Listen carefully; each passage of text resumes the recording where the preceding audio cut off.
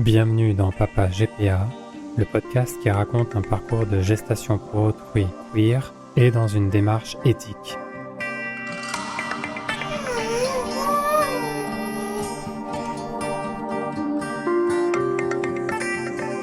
Épisode 10, la parentalité. En plus du voyage pour vous rencontrer en vrai, que j'ai raconté dans l'épisode précédent, on va faire autre chose pour rendre cette grossesse à distance plus concrète et pour préparer ton arrivée. On va prendre plein de cours sur la paternité. Mais quand je dis plein, je dis vraiment plein. On a passé une journée aux ateliers du futur papa à apprendre à changer les couches, faire l'euro et recevoir des conseils d'éducation. C'était topissime. On a aussi suivi des cours sur la pédiatrie, l'alimentation, les massages pour bébés et le portage en écharpe. On a regardé des vidéos sur des sujets comme les stades de développement, la communication par signes, les pleurs et leur signification, etc., etc. Et en plus de tout ça, ton autre papa lisait des livres de pédiatrie et moi j'écoutais des podcasts comme Les enfants vont bien de Constance Desmaîtres ou Faites des gosses de Marine Révol ou encore Parentalité de Mathilde Bouichou. On suit un peu aussi les aventures de Baptiste Beaulieu. Ma mère nous a aussi offert le livre Fils à papa de Christophe Beaugrand, un joli témoignage feel good, un peu pop et rafraîchissant sur leur parcours de GPA. Quand j'y repense, avec un tout petit peu de recul, je crois que tous ces apprentissages, c'était notre manière d'être avec toi et de t'aimer à distance, de nous préparer à t'accueillir, de nous investir dans cette grossesse. Et de répondre, dans la discrétion de notre intimité, à toutes les attaques anti-homosexualité qui nous font passer pour des parents forcément inaptes. Inaptes ? Regardons ça de plus près. En tant qu'homme, gay ou pas, ce n'est même pas que nous manquons d'éducation sur comment s'occuper de bébés. C'est que notre culture patriarcale nous visse dans la tête que ce n'est pas à nous de nous en occuper. Notre système nous fait croire que cela relève du domaine des femmes. Et on accepte cela volontiers. Par conséquent, de manière consciente ou non, nous ne bénéficions pas ou très peu de transmission intergénérationnelle sur les savoirs de la petite enfance. Et cette incompétence crasse est entretenue de génération en génération entre hommes. À partir de quelle température corporelle on va à l'hôpital pour un nouveau-né ? Quand est-ce qu'on introduit les morceaux dans l'alimentation ? Quand le bébé a des fesses rouges, bave énormément et n'arrête pas de mettre des choses dans sa bouche, quelle est la cause probable de ces pleurs incessants ? En tant qu'homme cisgenre, quand on devient parent, on a une montagne à gravir en termes de connaissances. Et pourtant, on ne parle quasiment jamais de ça. La préparation à l'accouchement, oui, et encore, les hommes peuvent ne pas être présents lors de ces rendez-vous, mais la préparation à la paternité semble un grand impensé de nos cultures pourtant très paternalistes. Comme le chante Stromae, tout le monde sait comment on fait des bébés, mais personne ne sait comment on fait des papas. Et j'aurais même envie de continuer. Personne ne sait comment on fait des papas, mais tout le monde sait comment on fait du patriarcat. C'est étrange, non ? Bah oui, mais dans un couple hétéro-cisgenre, quand l'homme ne sait pas, il lui suffit de peu ou rien faire, ou de faire selon ce que sa femme lui dira. Elle portera la charge logistique, mentale, émotionnelle. Une répartition genrée des tâches domestiques peut se mettre en place. Enfin, je dis répartition des tâches. Je devrais plutôt dire exploitation des hommes sur les femmes, consistant à exiger d'elles, de manière active ou passive, un travail domestique non payé et peu valorisé, et cela en plus de tout ce qu'elles ont à faire par ailleurs dans leur vie. Tout ceci a déjà été théorisé, notamment par Harley Hochschild et Anne Marung en 1989 dans leur essai The Second Shift, et reconfirmé chaque décennie par de nouvelles recherches comme étant malheureusement toujours d'actualité. Bon, ça c'est pour les pères hétéros cisgenres. Mais pour nous, tes deux papas, nous qui sommes un couple d'hommes cisgenres, comment on fait quand il n'y a pas de femmes vers qui se défausser ? Comment on gère quand il n'y a que deux hommes pour s'occuper d'un bébé, de toi ? Qu'est-ce que ça donne une parentalité exclusivement d'hommes, une parentalité ? Bien avant ta naissance, on a rendu visite à un couple d'amis hétéros et on leur a annoncé qu'on allait être papa. Et elles nous ont chaleureusement félicités et partagé leur joie, C'était vraiment un joli moment. Puis, un peu plus tard, alors qu'elle était dans la cuisine en train de préparer à l'avance les petits pots pour leur bébé, notre amie a passé sa tête par la porte et elle nous a demandé: «Mais attendez, du coup, mais qui c'est qui va faire la maman?» Alors, on a été un peu surpris et on n'a pas trop su quoi répondre. Moi, j'étais même pas sûr d'avoir vraiment compris sa question, mais après réflexion, elle mettait le doigt sur quelque chose qui allait s'avérer beaucoup plus intéressant que ce que j'aurais imaginé. En effet, chez nous, chez toi, il y a que des hommes pour s'occuper de te faire des repas équilibrés, pour étendre et plier ton linge, changer tes vêtements devenus si vite trop petits, anticiper avant qu'il n'y ait plus de couches, décider s'il faut te mettre de la crème sur les fesses, prendre rendez-vous avec la pédiatre si besoin, faire ta valise quand on part, ne pas oublier ton doudou. Bah oui, nous on peut pas se permettre d'être là que pour commander des pizzas, sauter au trampoline, réparer le tiroir de la table à langer, passer la tondeuse et couper du bois à la hache dans le fond du jardin pour chauffer le logis, si tu me permets cette dernière caricature pas si éloignée de la réalité des imageries masculinistes. Ce que j'appelle la parentalité, c'est le fait, en tant que père, seul ou en couple hétéro ou gay, d'essayer d'être un parent qui fonctionne, sans s'appuyer systématiquement sur une femme, que ce soit pour s'éduquer ou pour agir. Et la mère-mentalité, ce serait quand le travail domestique et parental sont absorbés largement ou totalement par la mère. Et ceci, même quand elle est en couple. Alors, je te dis pas que nous sommes de bons ou suffisamment bons parents. Ça, ce sera à toi de nous le dire rétrospectivement. Mais il me semble que les couples de parents gays sont la preuve qu'absolument rien ne justifie qu'un homme se comporte comme un stagiaire démuni quand il s'agit de s'assurer du maintien logistique, social et émotionnel d'un foyer avec enfants. Quand la société renvoie une image déplorable des familles comme la nôtre, qui ne sont pas sur le modèle un papa, une maman, est-ce que c'est vraiment nous le problème? Ou bien est-ce qu'on est juste mis en pâture pour faire diversion et dissimuler la défaillance systémique des pères hétéros qui ne se sont pas préparés et qui s'avèrent peu ou pas opérationnels?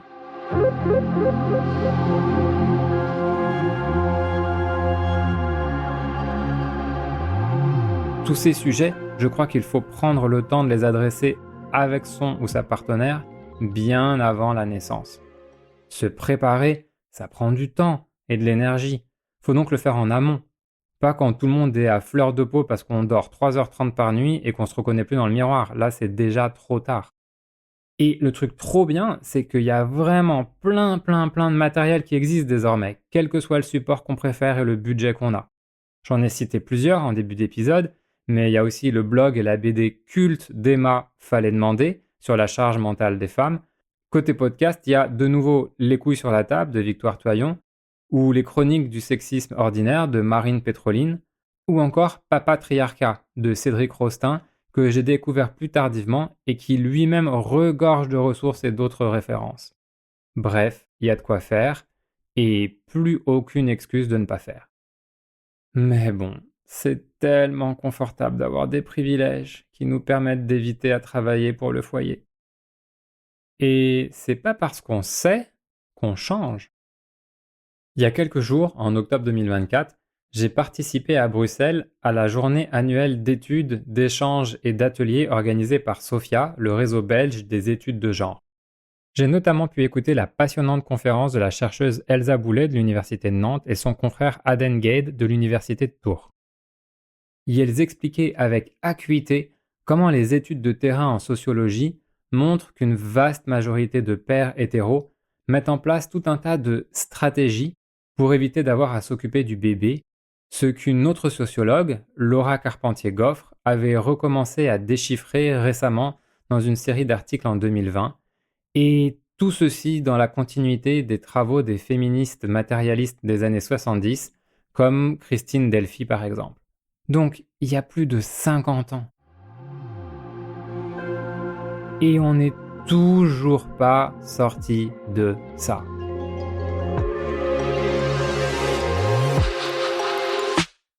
En 2022, dans un article pour la revue Nouvelles questions féministes, la même Laura Carpentier-Goffre synthétise ses travaux sur le sujet et propose quelques éclairages sur ces stratégies mises en place. Je te donne juste un exemple pour que tu vois le genre. Celui qu'elle appelle la dérobade de l'escargot. Alors je la cite.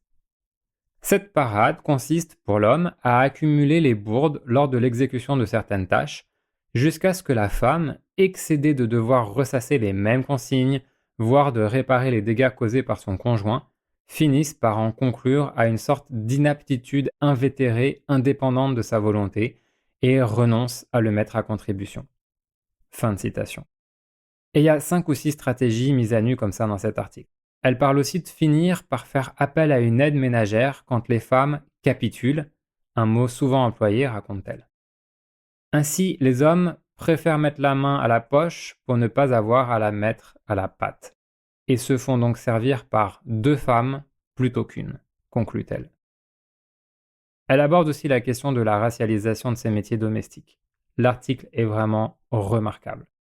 Quand tu auras l'âge, si tu veux, on relira ça ensemble pour en discuter. Bon, et puis il y a aussi les papas qui sont super investis, mais que quand c'est visible, que ça les arrange et que ça les met en valeur, par exemple sur les réseaux sociaux ou dans le parc de jeux. La nouvelle BD L'arnaque des nouveaux pères, sortie le mois dernier en septembre 2024, de Stéphane Jourdain, Guillaume Dodin et Antoine Grimet, raconte et ausculte avec un humour grinçant ces profils de papas parfaits, mais que sur scène. Alors question, ma petite Aube. Est-ce que dans un couple gay, l'évitement des tâches n'existe pas? Mais bien entendu que si, nous sommes des hommes comme les autres. Mais d'après les recherches et synthèses de Michael Stambolis-Rustorfer et Martin Gross, publiées en 2021, la répartition est quand même plus égalitaire chez les couples homo par rapport aux hétéros. Mais surtout, l'énorme différence, c'est que dans un couple d'hommes gays, ce n'est pas une femme qui va porter automatiquement ce poids. Et ça, pour moi, ça change tout. Car comme il n'y a pas d'automatisme systémique de genre, les portes vers d'autres scénarios sont, je crois, plus facilement accessibles. Même si, c'est vrai, il y a d'autres systèmes de domination qui peuvent prendre le relais. Par exemple, celui qui contribue le moins aux finances du foyer a tendance à plus porter la charge du travail domestique, comme le note l'anthropologue Jérôme Courduriès dans son essai Être en couple gay, paru en 2019. Sur tous ces sujets, ton autre papa et moi, on a réfléchi, on a parlé, on a pris le temps de développer notre pensée et d'élaborer une approche la plus commune possible. Et ceci bien avant que tu ne nous rejoignes. Et ça nous arrive encore d'avoir des désaccords et des moments d'irritation, de déséquilibre non souhaité de la charge domestique.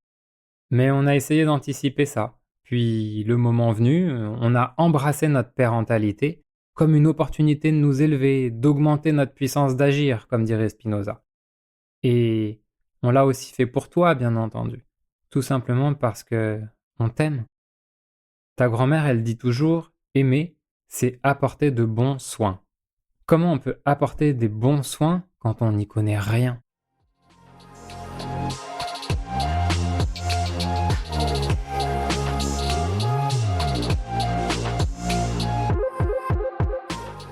Bon, jusque-là, je parle comme si tout se jouait uniquement au niveau individuel. Mais c'est pas le cas. Il me semble qu'il y a un énorme sujet de société qui freine ou empêche l'accès à la parentalité pour les hommes, notamment auprès de leurs bébés nouveau-nés. Et ce sujet, c'est le congé paternité, bien entendu. Et je peux te dire que ça a été un gros sujet de stress pour ton autre papa et moi. Car en tant que 2 hommes, pas de congé maternité. Alors, en France, il faudrait qu'on se réjouisse parce que a été récemment voté un congé paternité d'1 mois. Alors oui, bon, c'est vrai, c'est 3 fois plus que la directive de l'Union européenne qui, en 2019, a fixé la durée minimale à 10 jours. Mais même 1 mois? Enfin, ça n'a pas de sens quand on se pose 2 minutes pour réfléchir. Déjà, tout simplement parce que la plupart des crèches n'acceptent pas les enfants de moins de 3 mois. Et pour de très bonnes raisons, c'est beaucoup trop tôt. Le nourrisson est encore trop fragile et il a besoin d'être auprès de ses parents qui, eux, ont besoin de n'avoir que de lui à s'occuper. Pourtant, après 1 mois, on demande au père salarié de retourner travailler. On lui fait quitter le foyer. Mais comment on peut demander à un homme de créer une relation privilégiée avec son bébé si on l'empêche d'être physiquement et mentalement présent et disponible? Ça n'a pas de sens. Parfois, on entend que c'est normal que le congé maternité soit plus long parce que les femmes doivent aussi récupérer de la grossesse et de l'accouchement, ce que les hommes cisgenres n'ont pas à endurer. Moi-même, j'ai été satisfait de cette explication pendant de nombreuses années. Mais quand on s'est penché sur la question du congé parentalité avec ton autre papa, à un moment donné, je me suis dit, attends, c'est quoi cette entourloupe? Bah oui, si le congé maternité c'était vraiment pour les femmes, pour qu'elles récupèrent, on leur demanderait pas au bout de quelques jours d'assumer quasi seules l'intégralité de la charge du bébé, puis celle du foyer, puis celle de se rétablir. Ah non, je ne connais aucune autre procédure médicale où la convalescence du patient consiste à lui donner une longue liste de nouvelles responsabilités et de choses à faire jour et nuit. Aucune. Donc je crois pas que le congé maternité est fait pour que la femme se remette de ce qu'elle vient de traverser. Je crois plutôt qu'il est fait pour que l'homme puisse retourner au travail. Et quand on nous demande de retourner au boulot, on ne nous enlève pas du foyer juste la journée, on nous en éloigne de manière quasi permanente. Car pour pouvoir être de bons travailleurs, avoir de l'énergie pour faire son service, il faut avoir dormi la nuit. Or, que font tous les bébés pendant les premiers mois de vie, voire beaucoup plus? Ils se réveillent. Et oui, Aube, à ta naissance, tu avais, comme tous les bébés, un petit estomac de la taille d'un dé à coudre qu'il fallait réalimenter toutes les 2 heures, nuit comprise. Donc, si le papa est attendu au travail le jour et que pour ça il doit bien dormir la nuit, qui se lève? Eh bien la maman, qu'on croyait en train de se reposer. Et ceci pendant des mois. Ce ne sont pas que des dépressions que les femmes font souvent après l'accouchement. Ce sont aussi des burn-out. Alors oui, la femme, parfois, même souvent, allaite. Et l'homme ne peut pas le faire. Ok. Mais si c'était vraiment ça la raison, on s'assurait qu'absolument tout le reste soit totalement pris en charge par l'homme, de manière à ce que la femme n'ait rien d'autre à penser ni à faire. Et on est très loin de ça aujourd'hui. En fait, la manière dont on s'est organisé sociétalement pour accueillir un nourrisson consiste à faire porter la charge maximale sur la personne la plus vulnérable et à organiser la fuite de la personne qui a toute son énergie disponible. Mais ça n'a aucun sens. Et ce qui me brise le cœur, c'est de me dire que la conséquence de tout ça dans ce système, c'est que l'une des premières choses qu'un père transmet à son bébé, c'est son absence. Son absence. Comment on peut attendre des hommes qu'ils embrassent leur parentalité dans un système aussi absurde? Ce patriarcat, on croit en tant qu'homme qu'on ne fait qu'en bénéficier, mais en fait on le subit aussi. Il est temps que nous, les hommes, nous nous mobilisions pour l'affaiblir partout où on peut. On peut commencer par s'informer déjà avec toutes ces ressources que j'ai déjà mentionnées, et auxquelles j'ajouterai encore le podcast Mansplaining de Thomas Messia. Certaines initiatives comme la coopération des hommes pour l'abolition du patriarcat, la CHAP, ont déjà commencé et on peut les rejoindre. Mais vraiment, il est temps de dire ça suffit. Il faut arrêter aussi de dire qu'il n'y a pas d'argent pour financer des congés parentaux dignes de ce nom, qu'il faut que le père retourne vite au travail sinon l'économie va s'effondrer. Mais l'économie de qui? À qui profite le fruit de notre travail? On n'a jamais produit autant de milliardaires qu'aujourd'hui. Et préférer produire des milliardaires plutôt que des pères présents et investis, mais c'est une question de projet politique.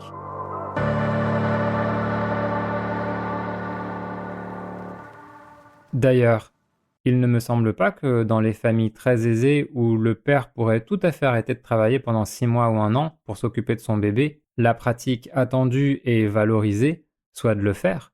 Non, plutôt le contraire même.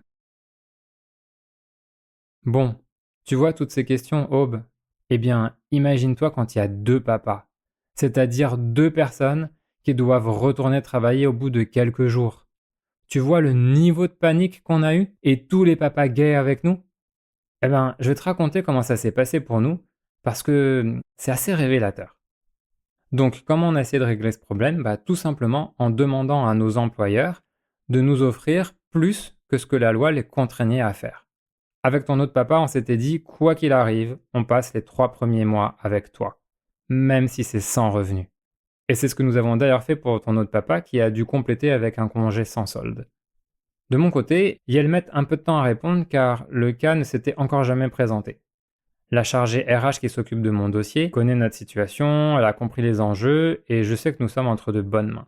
5 mois après, la nouvelle arrive, on me propose presque 3 mois de congés payés avec 100% de mon salaire. Mais je sais pas si tu peux imaginer notre soulagement ce jour-là. On était ravis.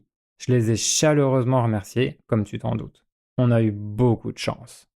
Attends une minute. De la chance? Vraiment? Sans rien enlever à l'humanisme de leurs gestes, réfléchissons. Pourquoi elles m'ont offert cet énorme et coûteux cadeau? Alors oui, parce que ce jour-là, ma boîte a prouvé qu'elle était en phase avec ses valeurs. Mais aussi parce que je suis un col blanc, qui plus est un manager avec un certain niveau de seniorité, et que c'est aussi comme ça qu'on nous incite à rester, à être fidèles et dévoués à l'entreprise. D'ailleurs, l'association Men Having Babies répertorie sur son site les entreprises qui vont plus loin et qui proposent même un remboursement partiel des frais de la GPA afin d'en faciliter l'accès à ses employés. Ce congé n'était donc pas le fait d'une chance, mais de privilège. Et ça, c'est important de le reconnaître, car ça veut dire que derrière, il y a un système élitiste qui assure son entretien et sa reproduction. Et quand je dis ça, je vise pas du tout mon employeur, au contraire. Lui a fait largement sa part du boulot en créant un précédent avec mon cas qui bénéficiera à tous les autres employés dans la même situation désormais. Il y a un vrai courage RH derrière. Je vise plutôt l'absurdité totale d'un fonctionnement général où ceux qui ont le moins besoin d'argent en reçoivent le plus et ceux qui en ont le plus besoin en reçoivent le moins. D'autant plus qu'il y a une entité qui est censée réguler ce genre d'absurdité. C'est l'État. Si le rôle de l'État ce n'est pas de protéger ses citoyens et citoyennes les plus vulnérables, à quoi sert-il? Est-ce que c'est bien normal que ce soit une entreprise privée qui s'assure que tu puisses avoir tes 2 papas auprès de toi à temps plein pendant un trimestre entier? Mais c'est le monde à l'envers. Peut-être que on ne change pas ce système à créer de l'inégalité parce que certains pères se complaisent là-dedans? Après tout, selon une étude INSEE 2022, les pères restent plus longtemps au travail après l'arrivée d'un enfant et seulement 6% réduisent leur temps de travail contre 45% pour les femmes. Est-ce là encore pour des raisons économiques? Travailler plus pour gagner à peine ce qu'il faut? Ou bien est-ce que les hommes se cacheraient pas un peu au boulot? En octobre 2024, la Revue française des affaires sociales a noté dans un appel à contribution pluridisciplinaire sur les encadrements de la paternité la synthèse suivante. Comme toujours, je mets toutes les sources en description de l'épisode. Je cite. L'employé idéal, valorisé par les normes et pratiques managériales, doit être pleinement disponible et mobile pour répondre aux besoins de l'entreprise, ce qui implique d'être libre de toute contrainte familiale. Les pères, en mesure de déléguer les tâches parentales et ménagères en premier lieu aux mères, sont ainsi avantagés dans leur progression de carrière et dans l'accession à des positions de dirigeants. Dans l'ensemble, l'investissement professionnel des hommes reste remarquablement stable après l'arrivée d'un enfant, en comparaison au choc entraîné par les naissances dans les trajectoires des femmes. Certains travaux suggèrent même que, par rapport aux autres hommes, les pères en couple bénéficieraient d'une prime de paternité, daddy bonus, en partie car les managers percevraient ces chefs de famille comme plus susceptibles de s'engager dans la sphère professionnelle et plus aptes à occuper des postes à responsabilité. Fin de citation. Donc, en résumé, mieux vaut être au bureau qu'au berceau. Dans les familles avec 2 papas, comme la nôtre, on est bien obligé de remettre tout ça à plat, car il n'y a pas de figure sacrificielle désignée d'office par son genre. On a d'autres biais, mais pas celui-ci. On doit composer sans femme éponge. Et c'est une opportunité de penser les choses différemment, de tester d'autres manières de faire à 2, ou plus. Et pourquoi pas en profiter pour être plus égalitaire? Autour de nous, je connais qu'une seule famille d'amis dont le père est devenu homme au foyer pendant les premières années de vie de leur enfant. Elle est médecin généraliste et il est restaurateur. Et sans surprise, c'est une famille certes hétéronormée, mais qui réfléchit et est activement engagée dans un travail de déconstruction du patriarcat. Après, Aube, vraiment, je voudrais éviter un malentendu. Je n'ai jamais voulu dire que s'occuper d'un foyer avec un enfant, ce n'est qu'une contrainte, qu'un fardeau. Bien sûr que non. T'avoir dans notre vie est une source de joie d'une intensité indicible. Ça représente aussi du travail. On aimerait bien n'avoir qu'à te chanter des comptines, mais il faut aussi laver tes biberons. Et attends, il y a même mieux. On apprend aussi que ces actes du quotidien sont pleins d'amour. Quand je te change la couche, on chante ensemble. Et ce sont nos rires qui me reviennent quand je pense à ces moments, et non pas l'odeur. Quand je range l'appartement de tous tes jouets pendant que tu dors, j'imagine ta joie quand tu repartiras à l'assaut du salon le lendemain. Pour ça, il faut avoir du temps, être serein, et ne pas avoir à s'inquiéter de comment on remplit le frigo si on ose prendre un long congé, comme c'est très souvent le cas dans les familles précaires ou à l'équilibre fragile, qui sont écrasées par une logique capitaliste débridée qui a perdu tout son sens. Enfin, dans notre histoire, pour ton arrivée, nous étions pleins de gratitude car nous savions que nous aurions 3 mois ensemble et c'était un énorme soulagement. D'ailleurs, ta naissance approche. Ça va bientôt être l'heure de retourner aux USA pour le grand moment. Eh bien, je vais te raconter ça dans le prochain épisode. Alors, à dans 2 semaines.